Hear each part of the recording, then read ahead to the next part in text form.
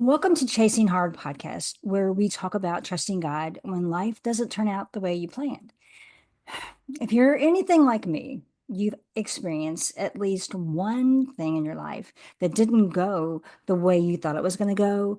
Maybe you were believing God for this particular thing, praying, you did all the things that you need to do, and it still didn't turn out the way you planned. How do you reconcile that with your relationship with God? Because honestly, sometimes it can get in the way. So I am very happy to have a guest with me today, Ruthie Gray. Ruthie, welcome to the podcast. Thank you, Lori. I'm glad to be here. So nice to have you. I don't know if you're anything like me. Maybe you're not. Maybe your life's been perfect. Right. No, am I wrong? No, I've had plenty of bumps along the way, as I feel like most people have. And Yeah. I think, I mean, I could cite from young marriage on some different things that have happened along the way, but in more recent years, in the last, 15 years, um, I am an only child and I got thrown into caregiving 15 years ago. I was 45 years old and I still had kids at home. Older kids were in college, but commuting. The younger ones, I was finishing homeschooling. Oh, And both parents had health crises simultaneously. really? Yeah. I mean, one is hard enough, but both, really? Yeah. Yeah. Do they live close? But Do you guys live in the they same do, area? they Okay. live right beside me, Okay. thankfully. And years and years ago when we were young, they gave us some land, and so we built on it. And so we've been beside them just about our whole marriage. But um, my dad, it was crazy. My dad had emergency surgery that it should have just been something simple, but it was an infected um, appendix that Oh. uncovered all kinds of health problems, Mm. and so a lot of it related to medication he'd been on for years. And then he just about got on his feet, and my mom had a stroke. Oh no. And it completely occluded her right side. Uh, And we didn't know if how she was gonna do. I had to take care of that situation. mhm.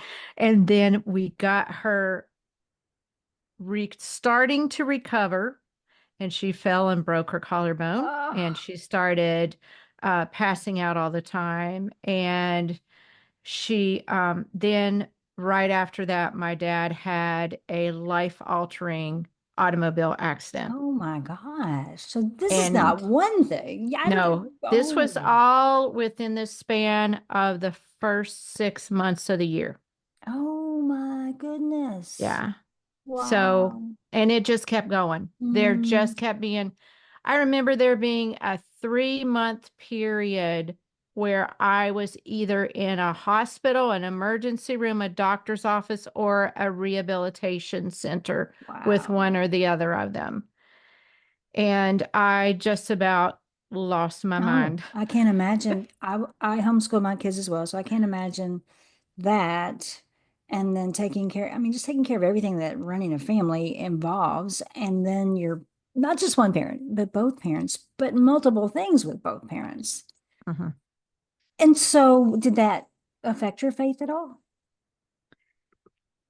It didn't affect my faith because my faith had been tried and tested several times before that. So I Oh, was pretty solid in the faith. But what it did affect was um, m- my lack of control of any kind of situation at all. And this is where you're talking to a mom who raised four children.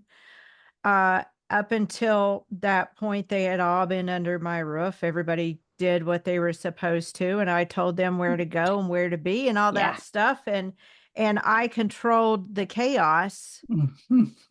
And then all of this happened, and I was just trying to fix it. Mm. so I could go back to my regular Her life. routine. Yeah.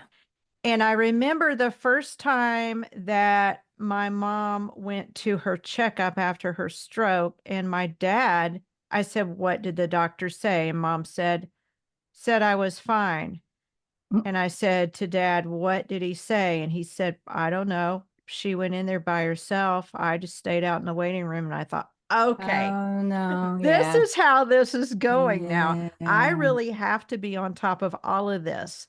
So we're talking every single doctor appointment for both of them. And so I was, they just kept having all these mishaps, and I would show up and try to Oh fix it gosh. and be an advocate for them, Mhm. because they are of the generation that doctors know everything and Right. you don't Right. question them. Yeah.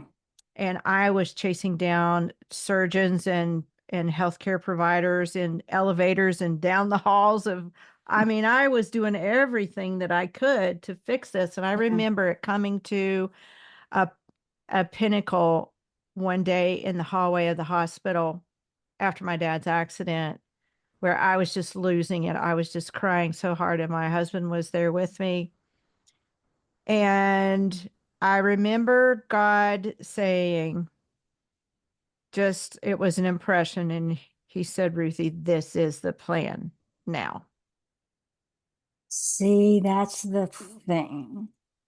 That's what gets me the whole time. It's like the things that we go through. I mean, God knows the number of our days before we take our first breath. Like he knows the things that we're going to go through, that we're going to encounter, and he's all powerful. He could prevent it. So I don't really think, I mean, I think sometimes we make some dumb choices and we get ourselves into some jams, but for those types of things that you're talking about, that God sort of ordained to happen. Like he knew it was going to happen. Like this is, Ruthie, this is where you're at now. Like I don't want to be here. But what if I didn't ask for this? I didn't sign up for this. I feel ill-equipped to handle this. Like what about all Mm-hmm, that, God? But that's that's life, and a lot of it is it's the journey that we're called to walk, whether we like it or not, and whether we ask for it or not. mm-hmm. Mm, that's a hard Yeah, one. it was a hard pill to swallow. It really is because I was raised First Baptist, but the church split, and then I was a lot of my formative years were in a charismatic church, and it was all about all the good things in the Bible that was supposed to be a Uh-huh. part of your life, and if something didn't go right or it went wrong, it was Satan. So I had to, as an adult, reconcile a lot of that because no, that's not true. Mm-mm, mm. And that's hard. It is hard. And now my dad was a pastor, Baptist pastor for, I mean, almost all of my years Wow. growing up. And before that, my parents worked at the Bible college where they graduated from, where I graduated from. My parents were in ministry Mm, for years and years. My dad won many souls to Christ. He influenced many people, and some went on to go to Bible college and then went on to go to the mission field and went on to mm, lead others to Christ. My dad had influence far and sure. wide. He was very well respected, and I knew that it wasn't punishment, Mm, that this wasn't from, I mean, right. they were so well loved. I just knew that this was, for whatever reason, they were called to suffer during this time. Hmm. That was hard because I knew that they had given their lives Right. to service. And I just, especially with my dad, my mom she's still living. Okay. My dad passed in after 10 years of caregiving. He passed in Mm, 2020, and he was slowly losing his mind. But my mm, mom is sharp as a tack, and she's 87 years old. wow. And but I just kept thinking, why, God, Hmm. why did you take my dad like that? And I didn't really. I just wondered, it Right. wasn't like I Yeah. was angry, but Right. it's just, you just wonder about those things and Hmm. how, what a servant. And I can only imagine that someday in heaven, one day I was at one of their appointments and I met a man from our church that my dad had led him and his whole family to the Lord years ago. Hmm. And he was talking about my dad. And he said, Steve taught me so much. And he said, when we get to heaven, he's going to be in the front. I'll be in the back, but he's going to be in the front. That's great. And just that he really ministered to me, and God put people like that in my That's good. path. Yeah, I think he does that. He uses people to help us through the journey that we're called Hmm. to. I know I'm not an only child. The only daughter of had three brothers, and Hmm. my dad passed away from a devastating stroke in 2019. So my mom never lived alone, and mom is 85 and in relatively good health, but she does have a lot of doctor's appointments. It seems like Yeah, as yeah. And it's the so, the age. yes, yes. And some of them I'm like, why are you going to this doctor? But Hmm. that's beside the point. That's a rabbit trail. But I know that there was a point because I'm still working, my brothers are still working, and she doesn't like to drive that much or across town or whatever. And she needed someone to take her to these appointments. And if they weren't serious life-threatening things, they were just, checkups, whatever. We've had to find a driver because we couldn't manage our schedules around these appointments. That's three of us Hmm. and one parent. Yeah, I yeah. can't. I'm trying to wrap my brain around how one person did it with two parents, and again, how you did all the things at your own house. I, And and when I look back on it now, I really don't know. I pulled off weddings and homeschool graduations, yeah. and um, I know that one of the biggest supports that I had was my husband, Mhm. and he would do whatever for Mhm. me, at home, or make dinner or do clothes or Oh, run the kids around or whatever, because he felt so bad for me because he knew I had to be there. And there were times when he would have to take one of them to the doctor while I yeah. took the other one to the doctor.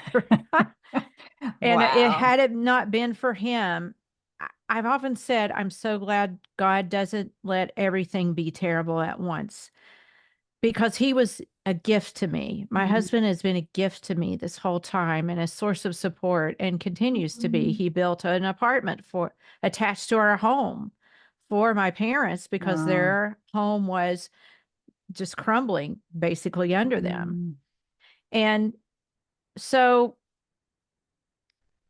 God always puts things in your path and makes a way for what it is that you are supposed to do. But something that I will say is that I was resistant to for the first 10 years, 9 years, was help and asking for help. Oh, really?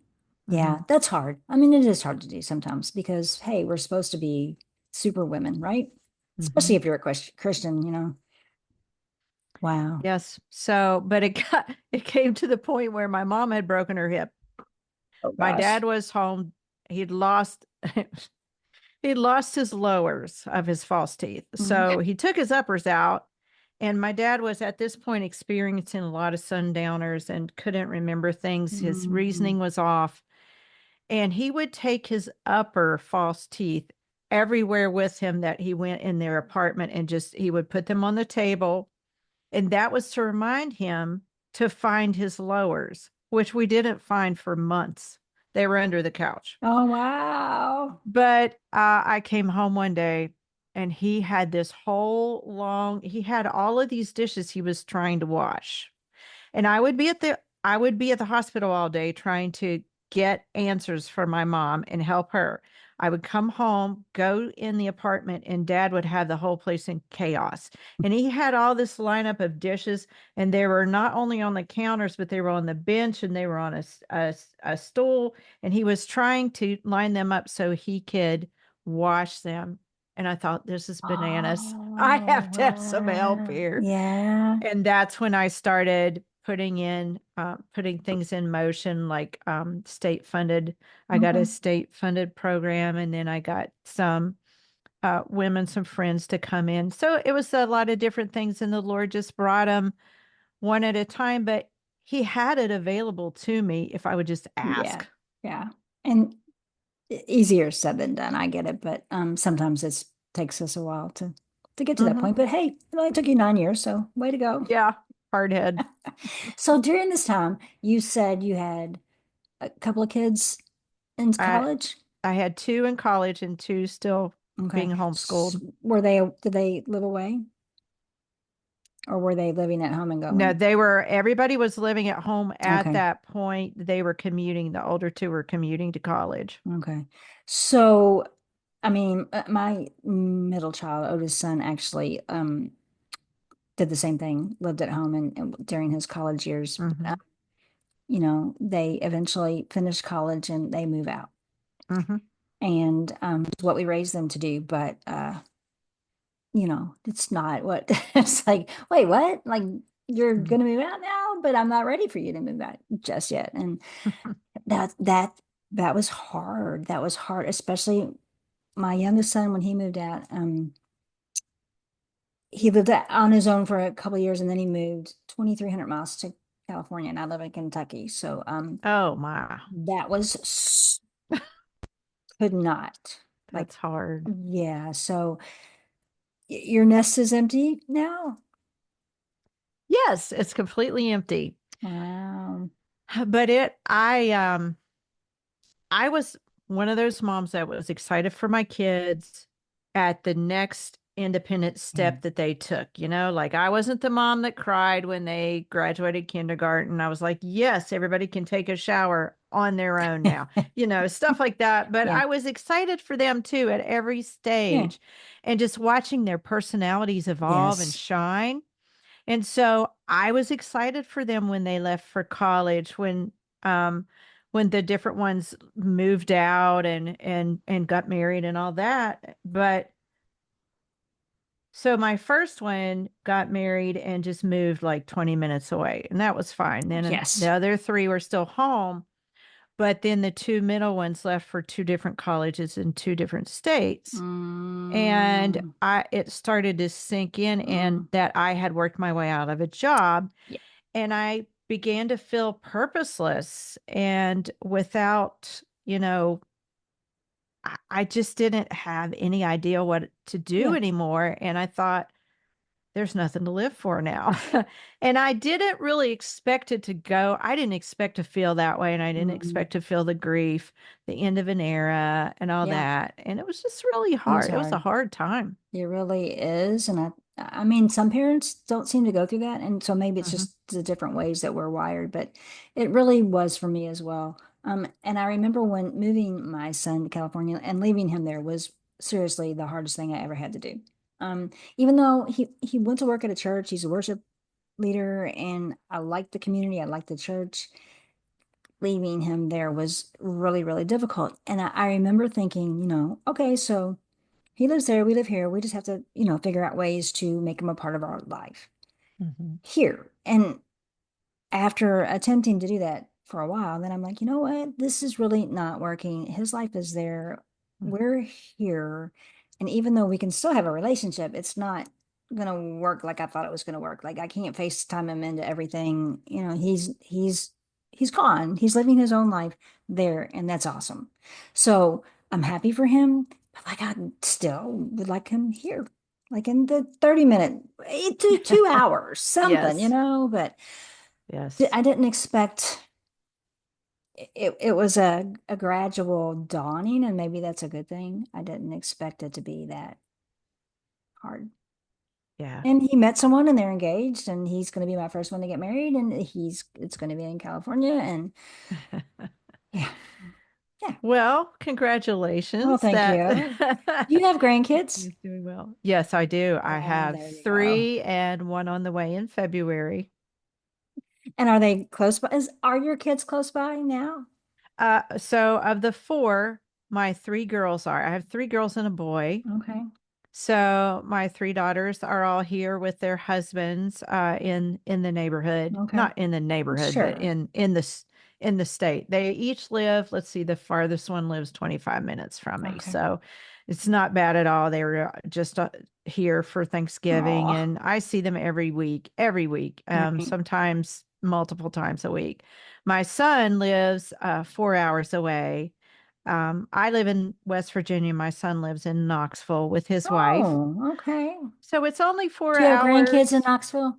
No, no, Okay. they don't have kids. We Okay. have grand dogs and grand Dogs. cats. Okay. Okay. That's a thing. I know. But Yeah. he and I work closely together. He produces my podcast, Okay. and he does some VA work for me too. So he That's has so his own cool. sound business, and so it's nice to have that way of being able to communicate Yeah. and talk with him weekly too. My son actually edits my podcast, my son who lives near me. And so that's, Awesome. yeah, it's a little bit of a connection there that, Yeah, because I that's don't cool. see him. It's like both of my boys live together. My older son bought a house and he rented a room to his brother. And they would come to dinner like every other Sunday. And it seemed like when Luke moved away, Jacob, my other son, stopped. Like it just, I would invite him, but then he stopped coming and it wasn't the same. So, Mm, there was a like what happened to that? I thought it was mhm. almost like I lost both of my boys, which I didn't. I mean, he's 30 minutes away. But I don't, it's like I don't see him as much as I saw them. I don't have all of my chicks under one roof very often at all. And I don't have any Mhm. grandkids, and I hear that makes a difference. It does make a difference because, so do you have all boys or do you I have have a, my oldest is a daughter, and she actually still lives here. It's sort of like separate. She's on her own, but she does still live here hmm and may always okay, still live here. But okay. yeah. Yeah.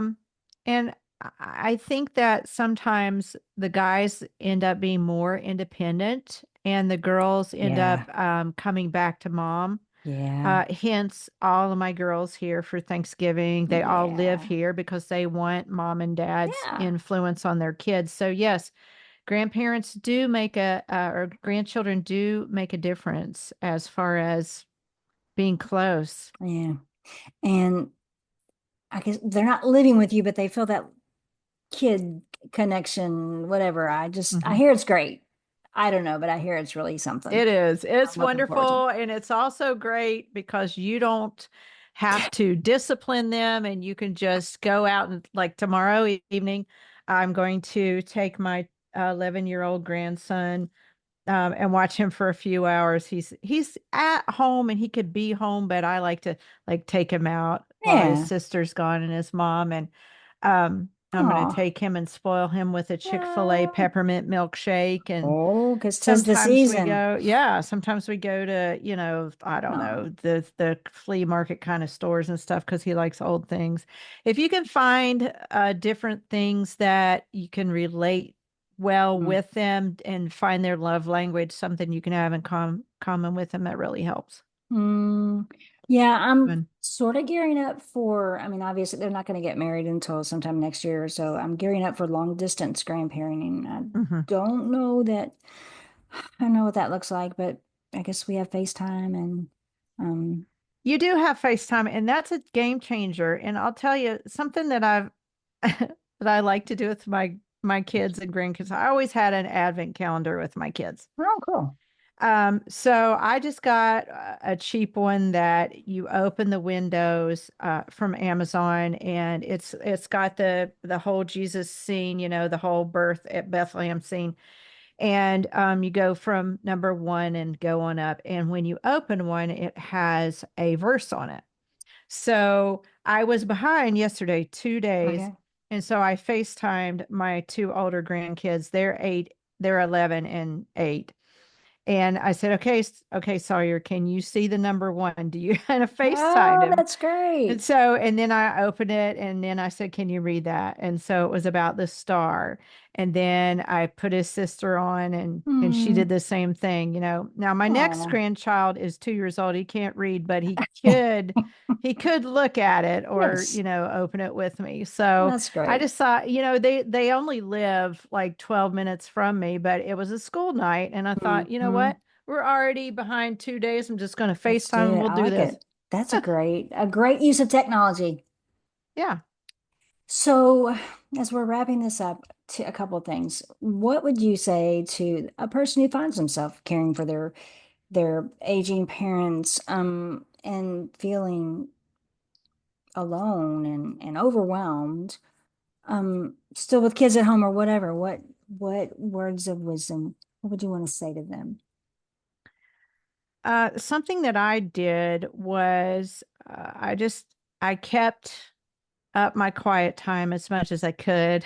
Mm, And I really, the biggest thing that I did because I was so busy was I would write verses on 3x5 cards and take them with me and memorize them in the car and stick them in mm, my kitchen good. windowsill.